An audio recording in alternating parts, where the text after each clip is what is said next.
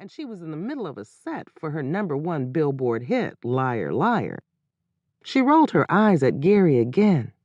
She wasn't about to stop dancing. She was feeling the vibe, and the backup dancers had finally gotten their routine correct after hours of coaching and screaming. Gary continued to wave like his hands were on fire. "This asshole," Melody grumbled under her breath. Still, Melody set her jaw and bucked her waist to the swell of the music. Everybody knew that when Melody Love rehearsed, the Do Not Disturb sign was turned on. Melody started to move into the next set in her routine when Gary did that stupid, desperate hand motion again. Only this time he bounced on his legs like a child about to throw a tantrum. The mere sight of Gary was wreaking havoc on her concentration, and Melody made a wrong step, nearly twisting her ankle. Melody let out an audible groan this time. She finally stopped rocking her hips, kicked off her heels, and sighed.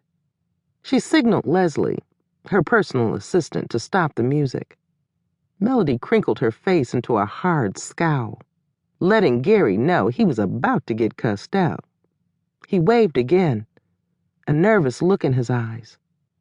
Gary and Melody had been friends since she'd gone solo.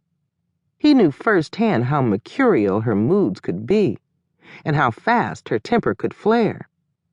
Breathing hard, Melody stomped over. "Gary, are you fucking serious right now?" Gary moved like he had to pee.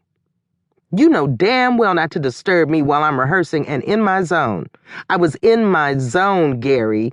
Or did you fucking forget the tour is really fucking close?" Melody snorted at him like a bull seeing red at a Spanish bullfight. The look on his face gave her pause. Gary was as pale as a piece of loose-leaf paper. Anxiety scribbled all over his face.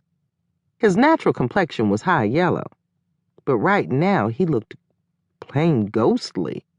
He was standing stiff, like someone had put a rod up his ass, and not the way he liked it either. The last time Gary looked this upset was when he told Melody she'd been turned down for the leading role in the movie version of Dreamgirls, beat out by her nemesis in the R&B world. "Melody, we need to talk." Gary stumbled over his words. His eyes roved over toward her assistant and the 6 dancers. "In private," he said, in his stage whisper. "Gary, I am rehearsing. Do you or do you not know the tour starts in the next 3 weeks? This has to be perfect. I have a reputation to maintain," Melody hissed, yanking a black hair tie from her wrist. She smoothed her hands over her head, pulling her long weave into a high ponytail, and wrapped the hair tie around it.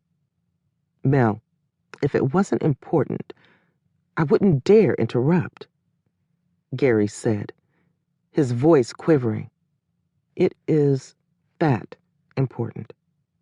Melody pulled the holder out of her hair again and replaced it, wrapping it tighter this time.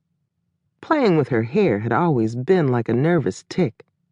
Melody's face was stoic.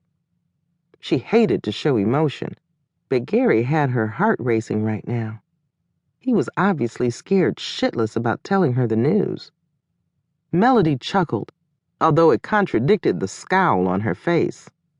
"Oh, it better be very important," she said, folding her arms over her chest. "It's your mother. I mean, Ava Love," he stuttered, trying his best to keep his voice down.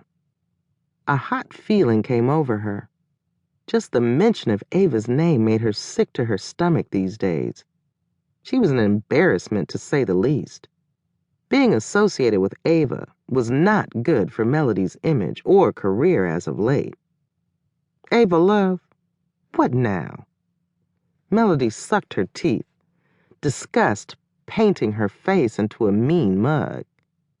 "Is that what the hell you interrupted me for? To tell me some dumb shit about Ava?" Melody had told her mother 6 months ago that she didn't want anything to do with her, although Melody still sent Ava a monthly allowance.